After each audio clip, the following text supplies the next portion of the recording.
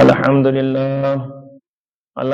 لله نحمده ونستعينه ونستغفره ونؤمن به ونتوكل عليه ونعوذ بالله من شرور أنفسنا ومن سيئات أعمالنا ومن يهده الله فلا مضل له ومن يضلله فلا هادي له وأشهد أن لا إله إلا الله وأشهد أن محمدا عبده ورسوله أرسله الله بالحق بشيرا ونذيرا أما بعد فإن خير الحديث كتاب الله وخير الهدي هدي محمد صلى الله عليه وسلم وشر الأمور محدثاتها وكل محدثة بدعة وكل بدعة ضلالة وكل ضلالة في النار. أعوذ بالله من الشيطان الرجيم. بسم الله الرحمن الرحيم. إن في ذلك لذكرى لمن كان له قلب أو ألقى السمع وهو شهيد. আলহামদুলিল্লাহ, সমস্ত প্রশংসা, সমস্ত গুণগান সেই মহান রব্বুল আলামিনের নিমিত্তে, যে মহান রব্বুল আলামিন আমাদেরকে মহাব্বত করে, পছন্দ করে, চয়ন করে আজকে জুমুয়ার খুতবায় অংশগ্রহণ করার, থাকার তৌফিক দান করলেন। সেই মহান রব্বুল আলামিনের শুকরিয়ার্থে আমরা বলি আলহামদুলিল্লাহ।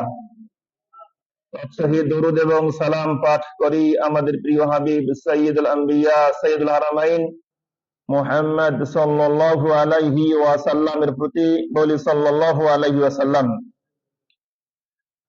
আজকে জুমুয়ার দিনের সম্মানিত মুসল্লি বৃন্দ, আজকে আমি আপনাদের সামনে যে বিষয়টি কেন্দ্র করে আলোচনা করব সেটি হচ্ছে লিমাযা আল-ইহতিমাম বিশাহরি শাবান, আল-আ'মাল আল-মুস্তাহাব্বা ফি শাবান।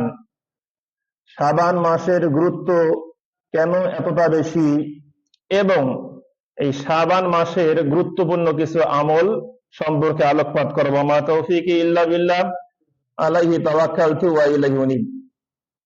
বইটা রেখে দেন। সম্মানিত মুসল্লিবৃন্দ, জুমুয়ার দিন, এই জুমুয়ার দিনের গুরুত্বপূর্ণ সময়গুলো ইনশাআল্লাহ আমরা খুতবা শ্রবণ করেই সময়টা কাটানোর চেষ্টা করব। এদিক সেদিক মনোযোগী হব না, একদম মনোযোগী হয়ে খুতবা শ্রবণ করতে হবে। আজকের আলোচ্য বিষয় হচ্ছে শাবান মাসের গুরুত্ব সম্পর্কে। শাবান মাস, এটার গুরুত্ব কেন এতটাই বেশি? এর ভূমিকায় বলতে গেলে আমরা বলতে পারি আল্লাহ সুবহানাহু ওয়া তাআলার অসংখ্য নিয়ামতের মধ্য থেকে গুরুত্বপূর্ণ একটি নিয়ামত হচ্ছে কিছু সম্মানিত সময়গুলো, বিশেষ ফজিলতপূর্ণ সময়গুলো পাওয়া। বিশেষ বিশেষ মুহূর্ত, বিশেষ বিশেষ গুরুত্বপূর্ণ সময় পাওয়া সকলের ভাগ্যে সম্ভব নয়। প্রথমত, যারা মৃত্যুবরণ করেছেন তারা তো এখন আর চাইলেও তারা কি বিশেষ মুহূর্তগুলো পাবে না। দ্বিতীয়ত, যারা আমরা জীবিত রয়েছি, যাদেরকে আল্লাহ পছন্দ করবেন না, তারাও কিন্তু এই বিশেষ মুহূর্তগুলো ইবাদতের মাধ্যমে কাটাতে পারবে না। আল্লাহ সুবহানাহু ওয়া তাআলা যাদেরকে পছন্দ করেন, ভালোবাসেন, তারাই সেই বিশেষ বিশেষ মুহূর্তগুলো কাজে লাগাতে পারবে ইনশাআল্লাহ। আরো ধারাবাহিকতায় এই আসতেছে শাবান মাস, 4-5 দিন পরে শুরু হয়ে যাবে শাবান মাস। এই শাবান মাসে রাসূলুল্লাহ সাল্লাল্লাহু আলাইহি ওয়াসাল্লাম অনেক গুরুত্ব সহকারে কিছু ইবাদত করতেন। সেই ইবাদত গুলো আমরাও করতে চাই। আল্লাহ রাসূল সাল্লাল্লাহু আলাইহি ওয়াসাল্লামের অনুসরণার্থে আমরাও সেই ইবাদত গুলো করতে চাই। এই প্রসঙ্গে একটা হাদিস না বললে নয়। হাদিসটি হচ্ছে ফাকাদ রাওয়া তাবরানী মিন হাদিসি মুহাম্মদ ইবনে মাসলামা আল-আনসারী রাদিয়াল্লাহু তাআলা আনহু। ইমাম তাবরানী রাহিমাহুল্লাহ হাদিসটি বর্ণনা করেছেন। তিনি বলেছেন যে মুহাম্মদ বিন মাসলামা আনসারী রাদিয়াল্লাহু তাআলা আনহু বিখ্যাত সাহাবী, তিনি বললেন আন্না নবিয়্যা সাল্লাল্লাহু আলাইহি ওয়াসাল্লাম ক্বালা, আল্লাহ নবী সাল্লাল্লাহু আলাইহি ওয়াসাল্লাম বলেছেন, ইন্না লিরাব্বিকুম আযযা ওয়া জাল্লা ফি আইয়ামি দাহরিকুম নাফাহাতিন। তিনি বলেন, আল্লাহ রাসূল সাল্লাল্লাহু আলাইহি ওয়াসাল্লাম বলেছেন, আল্লাহর দিন সমূহের মধ্যে থেকে কিছু দিন এমন রয়েছে, সেই দিনগুলো খুবই গুরুত্বপূর্ণ, রহমতের দিন। সেই দিনগুলোর ব্যাপারে তিনি বলতে গিয়ে বললেন, আল্লাহ রাসূল, ফাতাআররাদু লাহা, যখন সেই তোমরা রহমতের দিনগুলো, রহমতের নাফাহাত গুলো, সুবাতাস গুলো, সুঘ্রাণ গুলো যখন তোমরা পেয়ে যাবে, তখন তোমরা সেই দিকে আগমন করবে ইবাদতের উদ্দেশ্যে। লাআল্লা আহাদাকুম আন তুসিবাহু মিনহা নাফাহাতুন, হতে পারে যদি আমরা সেই রহমতের ফুলগ ধারার মধ্য থেকে কোন ধারা যদি আমরা পেয়ে যাই, লা ইয়াশকা বা'দা আবাদান, হতে পারে যখন আমরা সেই রহমতের ধারা পেয়ে যাব, এরপরে আমরা কখনো আর দুঃখ কষ্টে ভোগ করব না, দুঃখ কষ্ট আমরা ধারণ করব না। এর মানে যদি আমরা সেই গুরুত্বপূর্ণ মুহূর্তগুলো কাজে লাগাতে পারি, যদি সেই ইবাদতটুকু আল্লাহ কবুল করেন, তাহলে পরবর্তীতে আমাদের কোনো আর কষ্ট থাকতে পারে না, যদি সেই ইবাদত আল্লাহ কি করেন, কবুল করেন। তার ধারাবাহিকতা বলতে চাই, শাবান মাস সামনে আসতেছে, এই শাবান মাসের গুরুত্ব বুঝে, এর ফজিলত মর্যাদা বুঝে আমরাও আমল করতে চাই। আল্লাহ রাব্বুল আলামিন আমাদেরকে বোঝার তৌফিক দান করুন, আল্লাহুম্মা আমিন। শাবান মাসের গুরুত্ব আরেকটি হাদিসে সুন্দরভাবে ফুটে উঠবে। সেই হাদিসটি হচ্ছে ইমাম আহমদ বিন হাম্বল, ইমাম নাসাই রাহিমাহুল্লাহ অত্র হাদিসটি বর্ণনা করেছেন। হাদিসের রাবি, বর্ণনাকারী হচ্ছেন উসামা বিন যায়েদ রাদিয়াল্লাহু তাআলা আনহু। তিনি বললেন, ইয়া রাসূলুল্লাহ, তিনি বললেন, কুলতু, আমি বললাম, ইয়া রাসূলুল্লাহ, হে আল্লাহর রাসূল, লাম আরাকা তাসুমু শাহরান মিনাশ শুহুরি মা তাসুমু মিন শাবান। হে আল্লাহর রাসূল, আপনাকে দেখতেছি আপনি শাবান মাসে অনেক অনেক বেশি ইবাদত করতেছেন, অনেক অনেক বেশি সিয়াম পালন করতেছেন, অন্য মাসে এত সিয়াম পালন করতে আমি দেখি না, এর কারণটা কি? ওসামা বিন যায়েদ রাদিয়াল্লাহু বলতেছেন, শাবান মাসে দেখতেছি আপনি অনেক বেশি সিয়াম পালন করতেছেন, অন্য মাসে এত বেশি সিয়াম পালন করেন না, রমজান বাদ দিয়ে। তো এর কারণটা কি, উল্লেখযোগ্য কারণটা কি? ক্বালা, তখন রাসূলুল্লাহ সাল্লাল্লাহু আলাইহি ওয়াসাল্লাম বললেন, যালিকা শাহরুন, শাবান মাসটা এমন একটি মাস, ইয়াদফুলুন নাসু আনহু বাইনা রজব ওয়া রমাদান, এই মাসে মানুষেরা সবচেয়ে বেশি বেশি গাফেল থাকে। যে শাবান মাসটা রজব এবং রমজানের মধ্যবর্তী একটি মাস, রজব এবং রমজানের মধ্যবর্তী একটি মাস শাবান মাস, এই মাসে মানুষেরা বেশি বেশি গাফেল থাকে। ওয়াহুয়া শাহরুন, অথচ এই শাবান মাসটা এতটাই গুরুত্বপূর্ণ মাস যে তুরফাউ ফিহিল আমাল ইলা রাব্বিল আলামিন, এই মাসে সারা বিশ্বের প্রতিপালক আল্লাহর কাছে বান্দাদের আমল পেশ করা হয়। সুবহানাল্লাহ। তাই আমি ভালোবাসি, আমি ভালোবাসি আমার আমল যখন শাবান মাসে আল্লাহর কাছে পেশ করা হবে, তখন যেন সেই আমলের মধ্যে আমি যেন সিয়াম পালন করে অবস্থায় থাকি। এজন্যই এই শাবান মাসে আমি বেশি বেশি সিয়াম পালন করি। সুবহানাল্লাহ। যেহেতু শাবান মাসে আল্লাহর কাছে বান্দাদের আমল পেশ করা হয়, তো আমলগুলোর মধ্যে সবচেয়ে গুরুত্বপূর্ণ একটা আমল হচ্ছে সিয়াম পালন করা। আর এই সিয়াম পালনরত অবস্থায় যেন আমার আমল আল্লাহর কাছে পেশ করা হয়, এই জন্যই আমি এই শাবান মাসে বেশি বেশি সিয়াম পালন করি। তো অত্র হাদিস থেকে প্রমাণ পাওয়া যায় যে রাসূলুল্লাহ সাল্লাল্লাহু আলাইহি ওয়াসাল্লাম রমজানের পর যে মাসে সবচেয়ে বেশি সিয়াম পালন করেছেন, সেই মাসটি হচ্ছে শাবান মাস। তার ওই ধারাবাহিকতায় আমরাও এই শাবান মাসে বেশি বেশি সিয়াম পালন করতে চাই। এর মাধ্যমে রমজান মাসের প্রস্তুতি আমাদের জন্য অনেক ভালো হবে। এখন যে পয়েন্টে কথা বলবো সেটা হচ্ছে রাফউল আমাল ইলাল্লাহ তাআলা আলা সালাসাতি আনওয়াইন। আল্লাহ সুবহানাহু ওয়া তাআলার কাছে আমল পেশ করা হয় তিন ক্যাটাগরির মাধ্যমে, তিন ভাবে বান্দাদের আমল আল্লাহর কাছে পেশ করা হয়। এর মধ্যে প্রথম পদ্ধতি হচ্ছে ইরফাউ ইলাইহি আমালুল লাইলি ওয়ান নাহার ওয়া যালিকা কুল্লা ইয়াউমিন। দিনের আমল, রাতের আমল আল্লাহর কাছে পেশ করা হয়, আর এটা হচ্ছে প্রত্যেক দিনের আমল, প্রত্যেক দিনের আমল। ফজরের মুহূর্তে এবং আসরের মুহূর্তে, এই দুই মুহূর্তে ফেরেশতা মণ্ডলী বান্দাদের আমল নিয়ে আল্লাহর কাছে উপস্থিত হন। রাতের আমল আমরা যা করেছি, এই রাতের আমল গুলো ফেরেশতা মণ্ডলী ফজরের আগে আল্লাহর কাছে পৌঁছে দেন।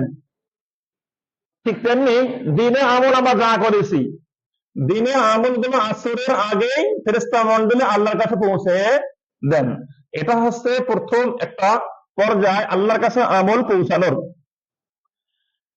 এ প্রসঙ্গে রাসূলুল্লাহ সাল্লাল্লাহু আলাইহি ওয়াসাল্লাম সহিহ মুসলিম একটি হাদিস বর্ণনা করেছেন। হাদিসটি বর্ণনা করেছেন আবু মুসা আল আশআরী রাদিয়াল্লাহু তাআলা আনহু ক্বালা, তিনি বললেন, কামা ফিনা রাসূলুল্লাহ সাল্লাল্লাহু আলাইহি ওয়াসাল্লাম, একদা আল্লাহ রাসূল আমাদের মাঝে দণ্ডায়মান হলেন, দাঁড়িয়ে গেলেন, বিখামসি কালেমাতিন, পাঁচটি শব্দ নিয়ে দাঁড়িয়ে গেলেন, পাঁচটি কথা বলবেন।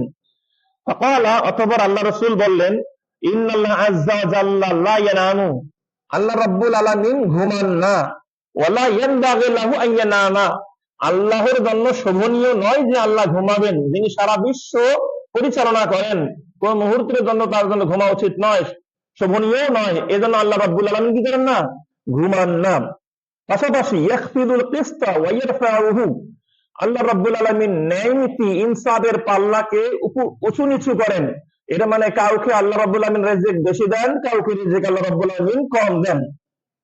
ইউরফাউ ইলাহি আমল লাইলি ক্বাবলা আমানিন নাহার, এরপর রাতের আমল আল্লাহর কাছে পেশ করা হয় দিনের আমল পেশ করার পূর্বে, ও আমালুন নাহারি ক্বাবলা আমালিল লাইলি, এবং দিনের আমলও আল্লাহর কাছে পেশ করা হয় রাতের আমল পেশ করার পূর্বে। অর্থাৎ হাদিস প্রমাণ করে দুই সময়ে বান্দাদের আমল আল্লাহর কাছে দৈনিক পেশ করা হয়।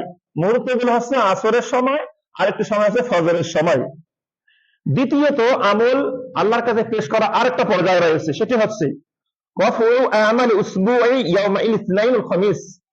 সাপ্তাহিক আমল পেশ করা। সপ্তাহের সোমবার এবং বৃহস্পতিবার সাপ্তাহিক আমল আল্লাহর কাছে পেশ করা হয়।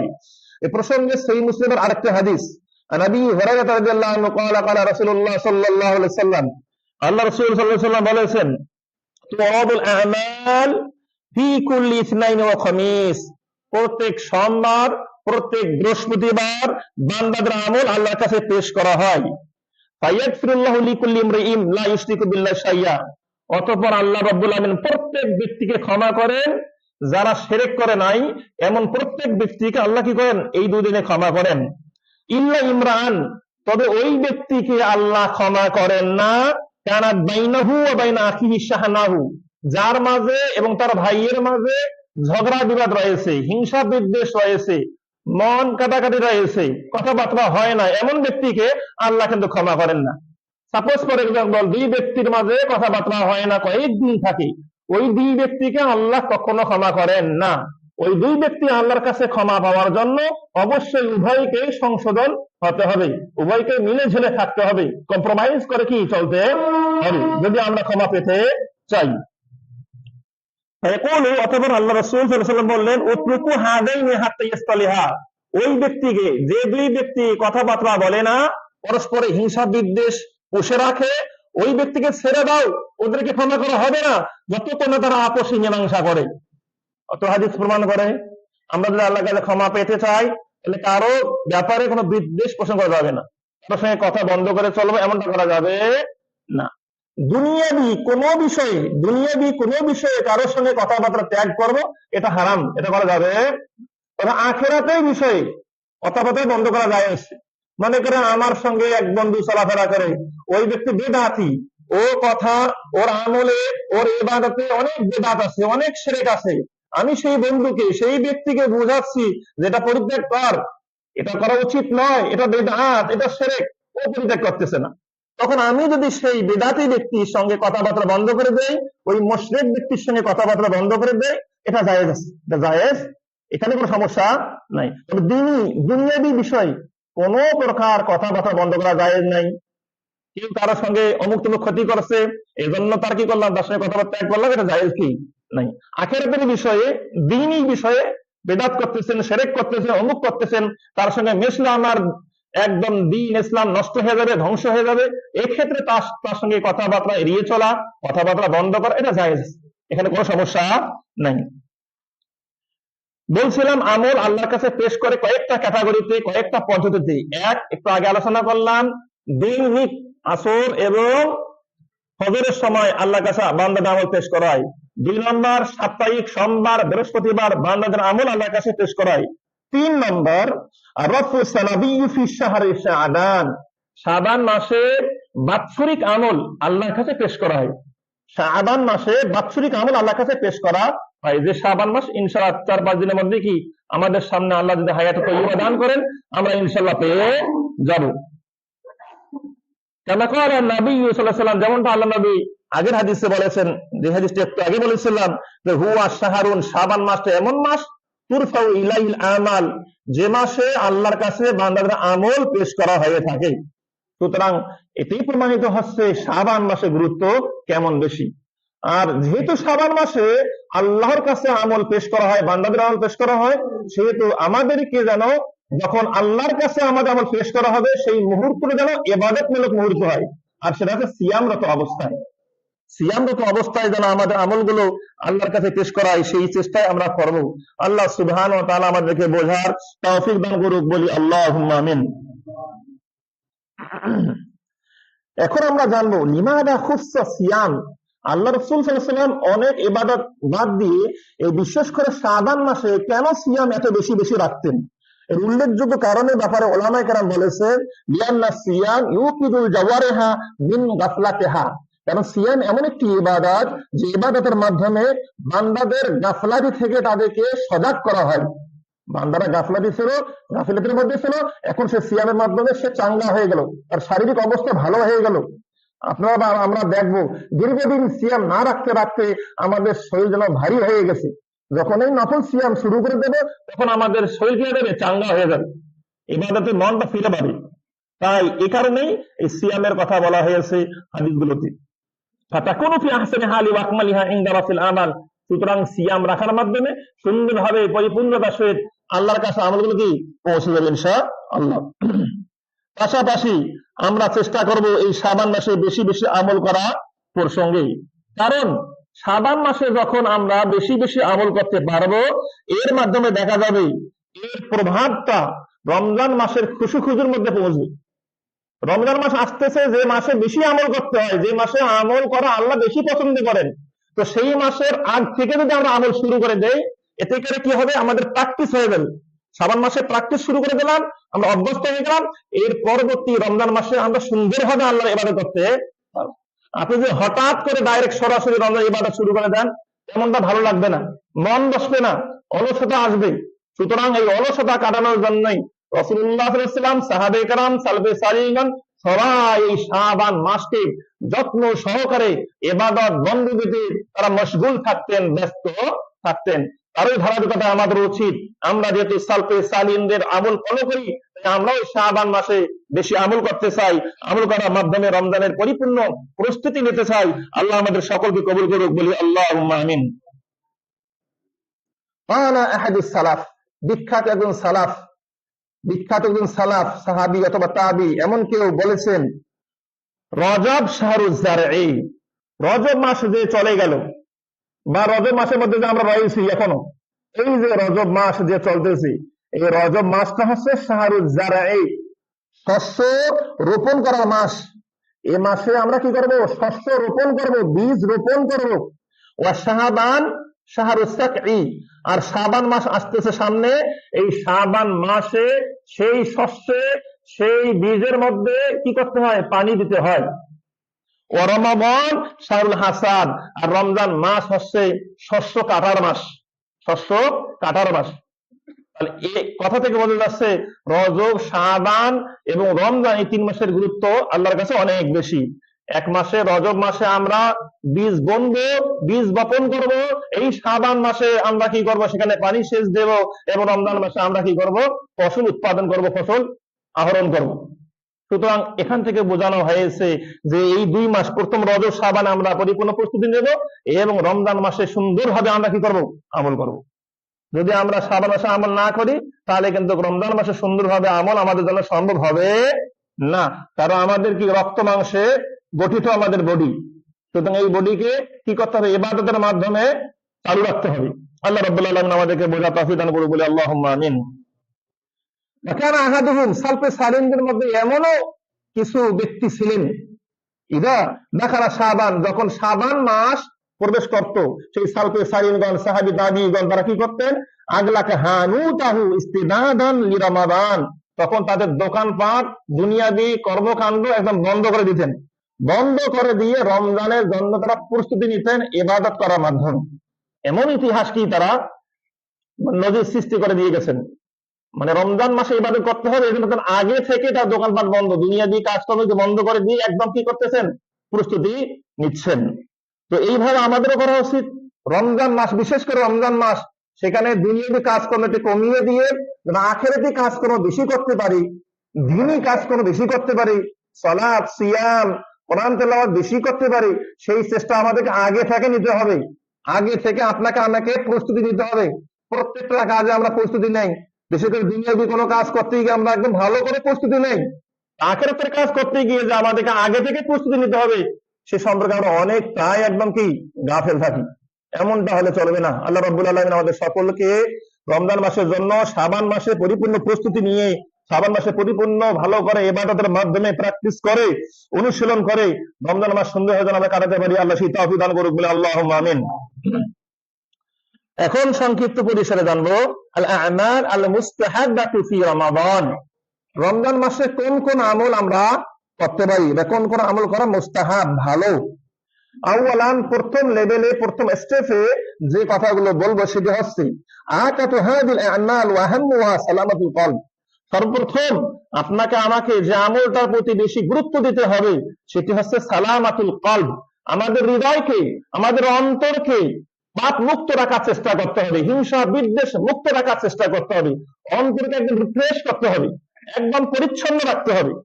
কারণ পরিচ্ছন্ন হৃদয় কোরআন হাদিস গ্রহণ করে আমল করতে চায়, মন মানুষের তৈরি হয়, কিন্তু সেই হৃদয়ে যদি জং ধরে যায়, সেই জং ধরা হৃদয়ে ভালো কিছু গ্রহণ করতে পারে না। তাই আমাদের হৃদয়কে পরিচ্ছন্ন রাখতে হবে।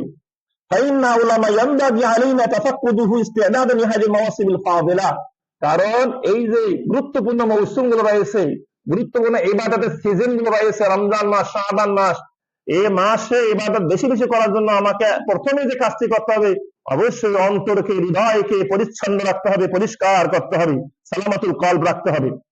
এ প্রসঙ্গে আল্লাহ সুবহানাহু ওয়া তাআলা পবিত্র কোরআনুল কারীমে সূরাতুল কাফের 37 নম্বর আয়াতে বলেছেন, ইন্না ফি যালিকা লাযিকরা। আল্লাহ বলেছেন এই কোরআনের মধ্যে রয়েছে উপদেশ, অনেক উপদেশ রয়েছে। কার জন্য?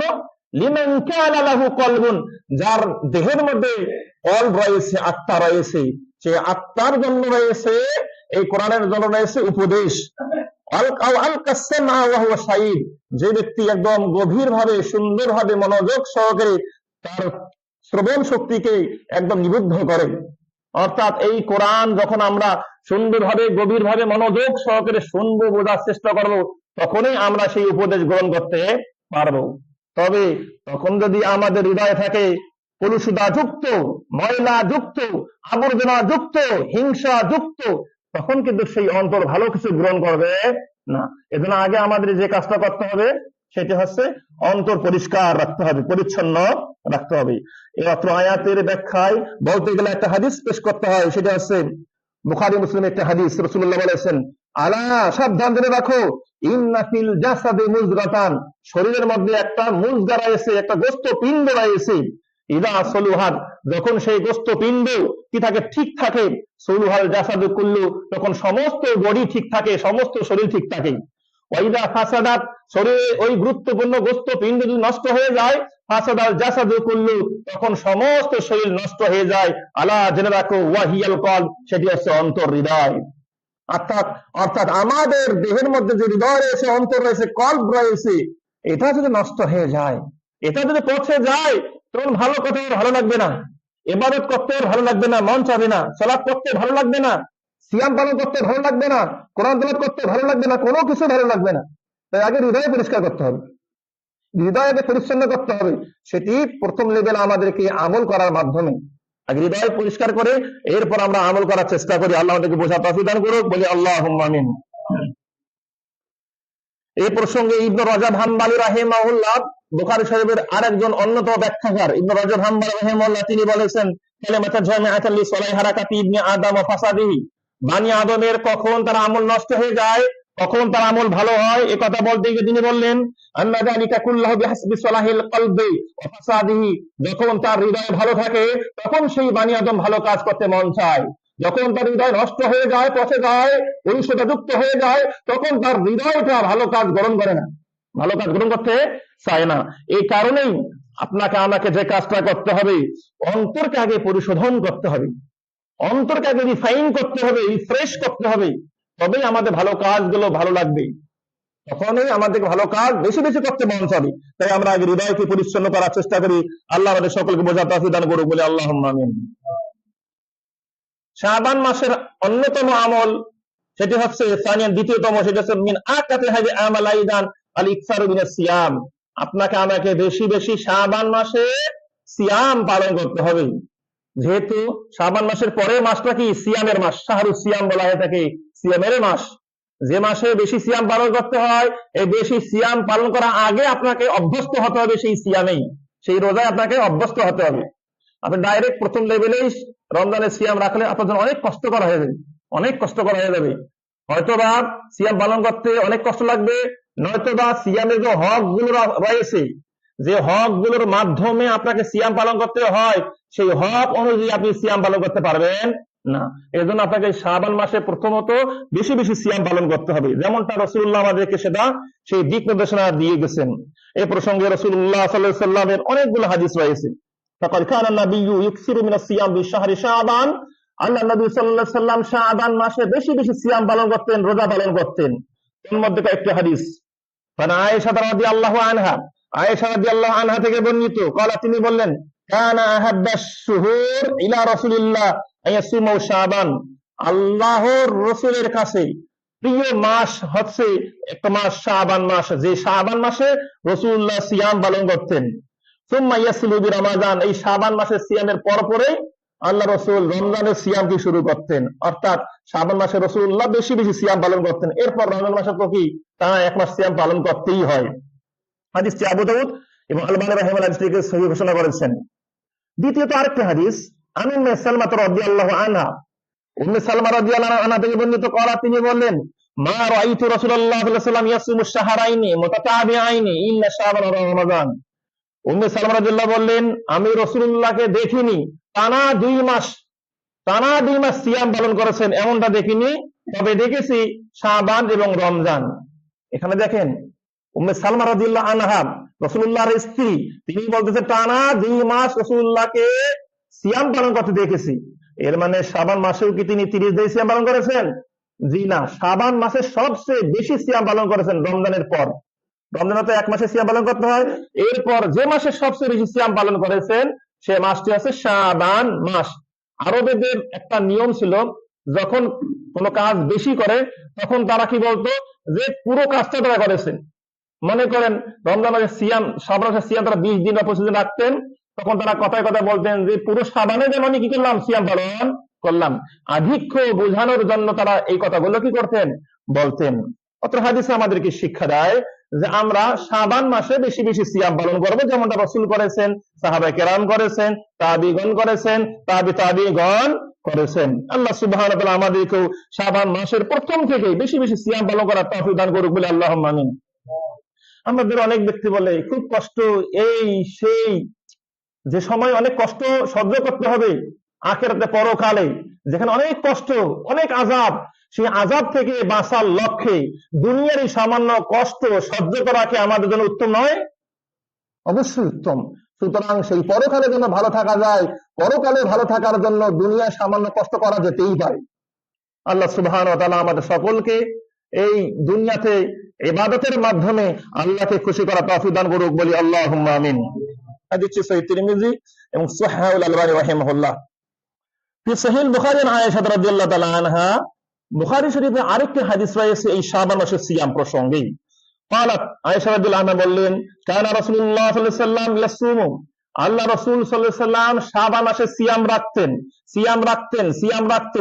রাখতেন, হাত্তা নাকুলা, আমরা বলতাম রাসূল এত বেশি শাবান মাসে সিয়াম রাখতেন যে আমরা বলতাম লা ইফতিরু, হয়তোবা আল্লাহ রাসূল আর সিয়াম ভাঙবেন না, সিয়াম কন্টিনিউ চালিয়ে যাবেন, সিয়াম আর ভাঙবেন না, এত বেশি সিয়াম রাখতেন।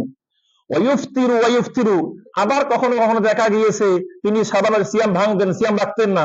হাত্তা নাকুলু, আমরা বলতাম লা ইয়াসুমু, মনে হয় আল্লাহ রাসূল আর কি করবেন না, শাবানের সিয়াম রাখবেন না। এরপর রাসূল আয়েশা রাদিয়াল্লাহু বললেন, আমা রাআইতু রাসূলুল্লাহ সাল্লাল্লাহু আলাইহি ওয়াসাল্লাম ইস্তাকমালা সিয়ামা শাহরিন ইল্লা রমাদান, আয়েশা রাদিয়াল্লাহু বললেন, আমি রাসূলুল্লাহকে দেখিনি কোন মাসে পরিপূর্ণ মাস সিয়াম রাখতে, একমাত্র দেখেছি শাহরু রমাদান, রমজান মাসে, অর্থাৎ আল্লাহ রাসূল রমজান মাসে পরিপূর্ণ সিয়াম রেখেছেন। এরপর বললেন, আমার আইতু ফি শাহরিন আকতারা সিয়ামান মিনহু ফি শাবান, এই রমজান মাসের পর যে মাসে আল্লাহ রাসূল সবচেয়ে বেশি সিয়াম রেখেছেন, বেশি রোজা রেখেছেন, সেটি হচ্ছে শাবান মাস। অত্র হাদিস প্রমাণ করে যে শাবান মাসে আল্লাহ রাসূল সবচেয়ে বেশি সিয়াম পালন করেছেন। বিভিন্ন riwayate বিভিন্ন বর্ণিত আছে, যেমন কিছু riwayat রয়েছে ইয়াসুমু শাবানা কুল্লা, আল্লাহ রাসূল যেন শাবানের পুরো মাসেই সিয়াম পালন করেছেন।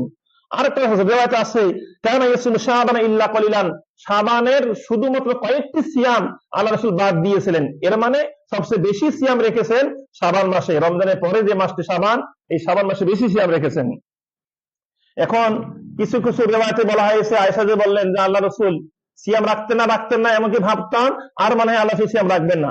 এর ব্যাখ্যায় উলামায়ে কেরাম বলেছেন যে ইখতিলাফাতুর রিওয়ায়াত ইহতামিলু আন ইয়াকুনা হাসালা কুল্লু যালিকা ফি আমিন মুখতালিফাতিন, বিভিন্ন মাসে, বিভিন্ন বছরে, বিভিন্ন মাসে বিভিন্ন নিয়ম আল্লাহ রাসূল ছিলেন। অর্থাৎ শাবান মাসের কোন এক শাবান মাসে আল্লাহ রাসূল সবচেয়ে বেশি সিয়াম রাখছেন, আবার দেখা গিয়েছে কোন এক শাবান মাসে আল্লাহ রাসূল একটু কম সিয়াম রাখছেন। এর মাধ্যমে উলামায়ে কেরাম হাদিসগুলোকে সমন্বয় করার চেষ্টা করেছেন। সারনির্যাসমূলক যে কথাটি আমরা বুঝতে পারি সেটি হচ্ছে আল্লাহ রাসূল সাল্লাল্লাহু আলাইহি সাল্লাম রমজান মাসের পূর্বের যে মাসটি শাবান মাস, এই শাবান মাসে সবচেয়ে বেশি সিয়াম পালন করতেন। তাই আমাদের উচিত আমরা এই শাবান মাসে সবচেয়ে বেশি সিয়াম পালন করার মাধ্যমে আমরা যেন রমজানের সিয়ামগুলো আমাদের জন্য সহজ হয়, সেই চেষ্টা আমরা করব। আল্লাহ আমাদের সেই তৌফিক দান করুক, বলি আল্লাহুম্মা আমিন। এই শাবান মাসে বেশি সিয়াম রাখার উল্লেখযোগ্য কারণ সম্পর্কে যেহেতু বলা হয়েছে, যালিকা শাহরুন, শাবান মাসটি এমন একটি মাস ইয়াকফুলুন নাস ফিহি, কারণ এই মাসে মানুষরা গাফেল থাকে, অনেক গাফেল। সামনে যে রমজান আসতেছে, মানুষ টের পায় না, এই মাসে মানুষ অনেক গাফেল থাকে। তাই আল্লাহ রাসূল ভালোবাসতেন এই শাবান মাসে বেশি বেশি সিয়াম পালন করতে। সিয়াম পালনের এই কাজটি যেন আল্লাহর কাছে আমল যখন পেশ করা হয়, তখন যেন সিয়ামের আমলটাও পেশ করা হয়, এটা আল্লাহ রাসূল বেশি ভালোবাসতেন, তাই বেশি সিয়াম রাখতেন শাবান মাসে। আল্লাহ রাব্বুল আলামিন আমাদেরকে শাবান মাসে বেশি বেশি সিয়াম পালন করার তৌফিক দান করুক, বলি আল্লাহুম্মা আমিন। এখন যেটি জানবো সেটি হচ্ছে ওয়াসাওমু শাবান, এই শাবান মাসের সিয়ামের গুরুত্ব বলতে গিয়ে উলামায়ে কেরাম আরো বলেছেন, যেমন মনে করেন জোহরের সালাত আমরা যেহেতু পড়ি, জোহরের ফরজ সালাতের আগেও কিছু সুন্নত রয়েছে এবং এর পরেও কিছু কি রয়েছে, সুন্নত সালাত রয়েছে কি রয়েছে না? অবশ্যই রয়েছে। ঠিক এমনি ভাবে উলামায়ে কেরাম বলেছেন, এই যে রমজান মাসের ফরজ সিয়াম আমরা পালন করব, এর পূর্বেরও কিছু সিয়াম রয়েছে, সেই সিয়াম হচ্ছে শাবানের সিয়াম, এবং এই রমজানের পরেও কিছু সিয়াম রয়েছে, সেই সিয়াম আছে শাওয়ালের 6টা সিয়াম। সুবহানাল্লাহ। জোহরের যেমন পূর্বে কি সালাত আছে, পরে সালাত আছে, ঠিক তেমনি ভাবে রমজান মাসের ফরজ সিয়ামের পূর্বে রয়েছে কি সিয়াম, সেটি হচ্ছে শাবানের সিয়াম, এবং পরে রয়েছে সিয়াম, সেটি হচ্ছে শাওয়াল মাসের সিয়াম। সুবহানাল্লাহ, কত সুন্দর না মিল রয়েছে, কত সুন্দর না কি রয়েছে, মিল রয়েছে। তাই আসুন আমরা গুরুত্ব সহকারে শাবান মাসেরও সিয়াম কি পালন করার চেষ্টা করি। আল্লাহ আমাদেরকে বোঝার তৌফিক দান করুক, বলি আল্লাহুম্মা আমিন। তৃতীয়ত যে আমলটা শাবান মাসে বেশি করা যেতে পারে সেটি হচ্ছে আল মুহাফাজাতু আলা সালাওয়াতিল খামসে ফি আওকাতিহা, যথা সময়ে 5 ওয়াক্ত সালাত জামাত সহকারে আমরা অবশ্যই পড়ার চেষ্টা করব। যথা সময়ে জামাত সহকারে 5 ওয়াক্ত সালাত আমরা পড়ার চেষ্টা করব। সব মাসেই তো পড়ব, বিশেষ করে শাবান মাসে 5 ওয়াক্ত সালাত যেন আমরা নিয়মিত জামাত সহকারে পড়তে পারি, তাহলে রমজান মাসটা সুন্দরভাবে সালাতগুলো আমরা জামাত সহকারে আদায় করতে পারবো। এর মাধ্যমে প্র্যাকটিস হয়ে গেলে বাদ বাকি 10 মাস যে রয়েছে এগুলো আমরা সুন্দরভাবে জামাত সহকারে আদায় করতে পারবো। এইভাবে আপনাকে আমাকে আমাদের জীবনগুলো, আমাদের জীবনের সময়গুলোকে সাজিয়ে নিতে হবে। আল্লাহ রাব্বুল আলামিন আমাদের সকলকে বোঝার তৌফিক দান করুক, বলি আল্লাহুম্মা আমিন। বিশেষ করে ফজরের সালাত, ইশার সালাত, এর গুরুত্ব তো আমরা সকলেই জানি। রাসূলুল্লাহ সাল্লাল্লাহু আলাইহি ওয়াসাল্লাম বলেছেন, মান সাল্লাল ইশা ফি জামাতিন ফাকাআন্নামা ক্বামা নিসফাল লাইল, যে ব্যক্তি ইশার সালাত জামাত সহকারে আদায় করতে পারলো, সে যেন অর্ধ রাত্রি সালাতুল লাইল, কিয়ামুল লাইল, তাহাজ্জুদের সালাত আদায় করতে পারলো। সুবহানাল্লাহ। রাসূলুল্লাহ আরো বলেছেন, ওমান সাল্লাল ফাজরা ফি জামাতিন, যে ব্যক্তি ফজরের সালাত জামাত সহকারে আদায় করতে পারলো, ফাকাআন্নামা ক্বামাল লাইলা কুল্লাহ, সে যেন সারা রাত্রি তাহাজ্জুদ করে কাটিয়ে দিতে পারলো। সুবহানাল্লাহ। এতটাই গুরুত্ব ফজর এবং ইশার সালাতের। আমাদের দেখা যাচ্ছে ম্যাক্সিমাম আমাদের ভাইদের ফজরের সালাতটাই জামাতে হয় না। ম্যাক্সিমাম ম্যাক্সিমাম প্রায় 95% মুসলমান ভাইদের যারা নামাজি আছেন, এই নামাজের মধ্য থেকে 95% নামাজিদের কি হয় না, ফজরের সালাত জামাতে হয় না। দিবালোকের ন্যায় স্পষ্ট সত্য কথা এটা, আপনি মানেন বা না মানেন, স্পষ্ট সত্য কথা এটা।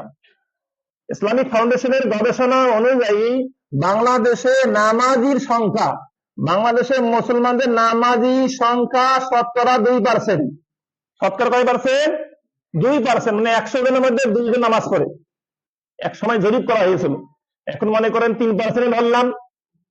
এই যে 2-3% শতকরা মুসল্লি আছে নামাজির সংখ্যা, আর বাদ বাকি 97%, 98% নাম কা ওয়াস্তে মুসলমান, কজ মুসলিম, তথাকথিত মুসলিম, নামাজ না পড়া মুসলিম, গরু মাংস খাওয়া মুসলিম। ইয়াদু বিল্লাহ নাউযুবিল্লাহ মিন যালিক। আপনার আমার আমল নামে নামাজ নাই, আর কি আমল থাকলো? কি বা আমলটা আমার আমল নামায় থাকলো নামাজ না থাকে? যার নামাজ নাই, না হাজ্জালাহু ফিল ইসলাম, ইসলামে তার কোনো অংশই নাই। ইসলামের কোনো অংশই কি না, সেটা মুসলিমে না, আবার অংশ থাকবে কিভাবে? সেটা নামাজে পড়ে না। তো এই যদি হয়, নামাজের সংখ্যা 2%-3% হয়, আর ফজরের সালাতের মুসল্লির সংখ্যা কত পার্সেন্ট হবে? কত পার্সেন্ট হবে? সহজে অনুমীয় যে কত পার্সেন্ট লোক আমরা ফজরের সালাত জামাত সহকারে আদায় করি, অথচ এই সালাতে এই সময়ে আমরা বান্দাদের আমলগুলো আল্লাহর কাছে পেশ করা হয়। যে সময়ে বান্দার আমল, দৈনিক আমল আল্লাহর কাছে পেশ করা হয়, সেই সময় আমি ঘুমন্ত, ঘুমন্তকে বলা হয় ছোট মৃত্যু, ছোট মৃত্যু, মৃত্যু অবস্থা আমরা হয়েছি, নাউযুবিল্লাহ মিন যালিক। একজন মুসলিম ফজরের সালাত পড়বে না, এটা ভাবাই যায় না। একজন মুসলিম 5 ওয়াক্ত সালাত পড়বে না, এটা ভাবাই যায় না, কল্পনাও করা যায় না।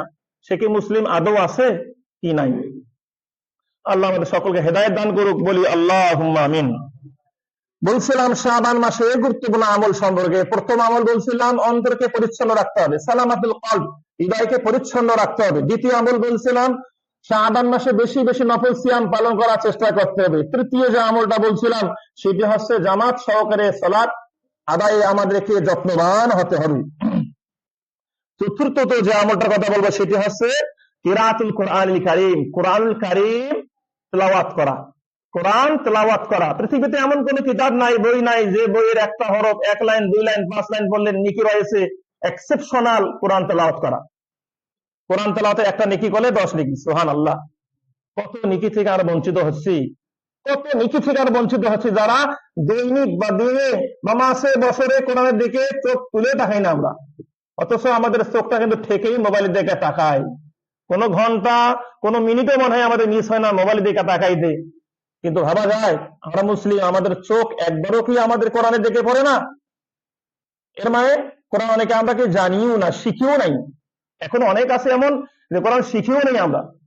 তো শিখার কোনো বয়স নাই। গত সপ্তাহে আমি ইলমের ফজিলাতের আলোচনা করতে গিয়ে সেখানে বলেছিলাম যে ইলম অর্জনের শিখার কোনো বয়স নাই, মৃত্যুর আগ মুহূর্ত পর্যন্ত শিখতে পারি। শিখা অবস্থায় মৃত্যু হলে সেই মৃত্যুটা ভালো হিসেবে গণ্য হবে আল্লাহর কাছে। আল্লাহ আমাদেরকে কবুল করে বলে আল্লাহুম্মা আমিন। আমরা যেন মৃত্যুর আগে কোরআন তেলাওয়াত শিখে মরতে পারি, মৃত্যুর আগে যেন কোরআন তেলাওয়াত শিখে ফেলে কি মরতে পারে, আল্লাহ সেই তৌফিক দান করুক, বলি আল্লাহুম্মা আমিন। আল্লাহ আমাদের সকলকে বোঝার তৌফিক দান করুক, বলি আল্লাহুম্মা আমিন। বলছিলাম শাবান মাসের গুরুত্বপূর্ণ আমলের অন্তর্ভুক্ত আছে কোরআন তেলাওয়াত যত্ন সহকারে আদায় করতে হবে। ফাহাদা আনাস বিন মালিক রাদিয়াল্লাহু তাআলা আনহু, আনাস বিন মালিক রাদিয়াল্লাহু তাআলা আনহু তিনি বলতেন ইয়াসিফু লানা হালাল মুসলিমিন ফি শাহরে শাবান, শাবান মাসে মুসলমানদের অবস্থা তখন কেমন ছিল, সাহাবা কেরামের যুগে মুসলমানদের অবস্থা শাবান মাসে কেমন ছিল, এ কথা বলতে গিয়ে তিনি বললেন কানাল মুসলিমুনা ইদা দাখালা শাবান, যখন শাবান মাস আগমন করত, প্রবেশ করত, সে সময় মুসলমানদের অবস্থা আকাব্বু আলা মাসাহিবি ফাকারাউহা, তারা মাসহাফের দিকে, কোরআনের মাসহাফের দিকে, কোরআনের দিকে ধাবিত হতো, একদম ধাবিত হতো। কোরআন তেলাওয়াতে তারা কি থাকতেন? ব্যস্ত থাকতেন। ওয়া খরাজু যাকাতা আমওয়ালিহিম, এমনকি আখরাজু যাকাতা আমওয়ালিহিম, তাদের মালের যাকাত, ফরজ যে যাকাত রয়েছে এই যাকাতে তারা বের করত শাবান মাসে। কেন বের করতেন? তাকবিয়াতুল লিদাইফিহিম আলা সাওম, যাতে করেন শাবান মাসে যাকাত দেওয়ার মাধ্যমে যারা দুর্বল গরিব শ্রেণী রয়েছে তারা টাকাগুলো সংগ্রহ করে রমজান মাসে ভালো করে খরচ করতে পারে, ইফতারি খেতে পারে, সাহারি খেতে পারে। এই জন্য সালাফে সালিহিনগণ শাবান মাসে অনেকেই কি করতেন, যাকাত বের করতেন গরিবদের সুবিধার্থে। টাকা পেয়ে তারা সাহারি খেতেন এবং ইফতার করতেন। এই আমলটুকু আমাদের করা উচিত। যাদের যাকাত ফরজ হয়েছে আগে হবে আমরা যাদেরকে যাকাত দেই নির্ধারণ করে যাকাত দেব, যাতে করে তারা প্রস্তুতি নিতে পারে। বিশেষ করে যারা দিন মজুর তারা কিন্তু অভিযোগ দায়ের করে আমাদের কাছে বা অনেকের কাছে যে আমি দিন আনি দিন খাই, অনেক পরিশ্রম করি, রোজা রাখতে পারি না, দিন আনি দিন খাই, রোজা রাখতে পারি না। এই অজুহাতকে আল্লাহ শুনবেন? এই অজুহাত আল্লাহ শুনবেন না। তুমি কি করো না করো, তোমাকে সিয়াম পালন করতে হবে, তোমাকে ভালো কাজ করতে হবে, ফরজ কাজগুলো করতে হবে। দরকার পড়ে আপনি রমজান মাসে একটু কাজ কমিয়ে দেন, একটু কাজ অর্ধেক বেলা কাজ করেন এবং অবশ্যই সিয়াম পালন করবেন। এই দিক থেকে আমাদের অনেকেই গাফেল, মানে আমি কাজ করি, অমুক কাজ করি, তমুক কাজ করি, না খেয়ে থাকতে পারি না, অনেক কষ্ট হয়। জি না, কোনো এক্সকিউজ আল্লাহ শুনবেন না, কোনো কারণ আল্লাহ শুনবেন না। আপনাকে আমাকে যেভাবেই হোক না কেন মুসলিম থাকার জন্য ফরজ কাজগুলো করতেই হবে, এর বিকল্প কোনো পথ নেই। আর এই জন্য ধনাঢ্যবান যারা রয়েছেন এই গরিব শ্রেণীর প্রতি আপনাকে আমাকে সজাগ দৃষ্টি রাখতে হবে। তারা যেন রমজান মাসে কাজ কমিয়ে দিয়ে রমজান মাসের ইবাদত পালন করতে পারে, সেই সুবিধা সেই সুযোগ তাদের জন্য সৃষ্টি করতে হবে। এটা আপনাকেই করতে হবে, আমাকেই করতে হবে। তা নাহলে আপনাকে আমাকেও জবাবদিহির কাতারে দাঁড়াতে হবে যে আমার আন্ডারে কাজ করে অমুক তমুক করে এখানে থেকে সে সিয়াম পালন করতে পারতেছে না, তুমি অর্ধেক বেলা কাজ করে তোমাকে ফুল টাকা দিয়ে দেবো, তুমি সকাল 9টা থেকে 8টা থেকে 2টা পর্যন্ত কাজ করে তোমাকে ফুল টাকা দিয়ে দেবো, তোমাকে সিয়াম পালন করতে হবে। এটা অবশ্যই ধনাত্মবান যারা রয়েছেন, ধনী যারা রয়েছেন, এই কাজ এই উদ্যোগ তাদেরকে অবশ্যই রাখতে হবে, তবেই না আমরা খাঁটি মুসলিম হতে পারবো।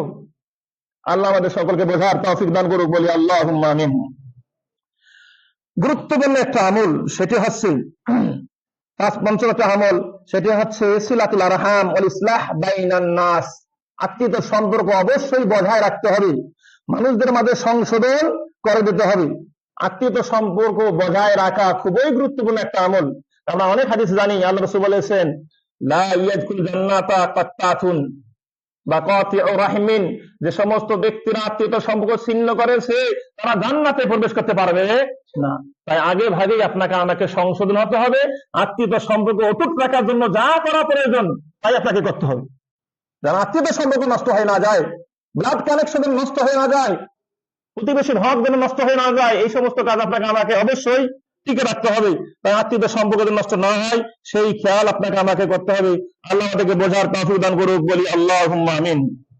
শর্টলি বলতেছি যেহেতু টাইম শেষ হয়ে গেছে। 6 নম্বর আমল আত-তাওবাতু ইলাল্লাহি তাআলা। আপনাকে আমাকে তওবা করতে হবে, তাওবাতুন নাসুহা। তওবা তো সব সময় করতে হয়, কে কখন মরে না মরে, মৃত্যুবরণ করে না করে এও আমরা জানি না। তাই সার্বক্ষণিক প্রস্তুতি নিয়ে আপনাকে আমাকে অবশ্যই তওবা করতে হবে, আপনাকে আমাকে পাপ মুক্ত থাকার চেষ্টা করতে হবে, সেটা অবশ্যই তাওবাতুন নাসুহা এর মাধ্যমে। তাই ওয়াজিবুল ওয়াক্তে সব সময় তওবা করা ওয়াজিব, বাল ওয়াজিবুল উমুরি কুল্লাহু। ওয়াকাদ আমারা আল্লাহু তাআলা, আল্লাহ রাব্বুল আলামিন আমাদেরকে আদেশ করেছেন, আল্লাহ বলেছেন ইয়া আইয়ুহাল্লাযিনা আমানু, হে ঈমানদারগণ, তুবু ইলাল্লাহি তাওবাতান নাসুহা, হে ঈমানদারগণ তোমরা আল্লাহর কাছে তাওবাতুন নাসুহা করো। আসা রাব্বুকুম আন ইউকাফিরা আনকুম সাইয়্যাতিকুম, আশা করা যায় আল্লাহ তোমাদের গুনাহগুলো maaf করে দেবেন। সুবহানাল্লাহ। তাই তাওবাতুন নাসুহা করে পরিপূর্ণ প্রস্তুতি নেই এই শাবান মাসে, এবং এর মাধ্যমে আমরা সামনের ভালো কাজগুলো বেশি বেশি করার চেষ্টা করি। আল্লাহ আমাদের সকলকে ভালো কাজ করা তৌফিক দান করুক, বলি আল্লাহুম্মা আমিন। আল্লাহ আরো বলেছেন অতুবু ইলাল্লাহি জামিআন আইয়ুহাল মুমিনুন লাআল্লাকুম তুফলিহুন, হে ঈমানদারগণ তোমরা সবাই তওবা করো, যদি তোমরা সফল হতে চাও তোমরা সবাই তওবা করো। আল্লাহ সুবহানাহু ওয়া তাআলা আমাদের সকলকেই এই শাবান মাসে ভালো করে খাঁটি তওবা করা তৌফিক দান করুক, বলে আল্লাহুম্মা আমিন। তওবাটা সব সময় করতে হয়, বিশেষ করে এই শাবান মাসে তওবা করে পরিচ্ছন্ন হয়ে আমরা যেন শাবানের ইবাদত করতে পারি এবং আমরা ইবাদত করতে পারি। আল্লাহ সুবহানাহু ওয়া তাআলা আমাদের সকলকে পরিপূর্ণ প্রস্তুতি নেওয়ার তৌফিক দান করুক, বলি আল্লাহুম্মা আমিন।